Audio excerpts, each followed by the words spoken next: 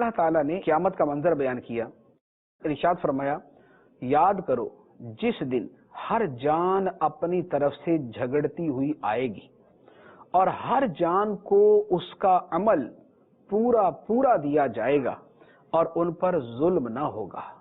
یعنی قیامت کے دن ہر جان اپنی طرف سے جھگڑے گی، کوئی یہ نہیں بولے گا کہ یا اللہ اس کا بھی ذرا حساب کتاب دیکھ، مجھ سے پہلے اس کو دیکھ لو، ایسا کوئی نہیں بولے گا۔ ہر بندہ اپنی جان کی طرف سے جھگڑ رہا ہوگا کہ میری کسی طریقے سے بخشش ہو جائے، تو فرمایا کہ ہر جان کو اس کے عمل کا پورا پورا بدلہ دیا جائے گا، ظلم نہیں ہوگا۔ ایسا نہیں ہوگا کہ ایک بندے نے گناہ نہیں کیا اور گناہ اس پہ ڈال دیا جائے،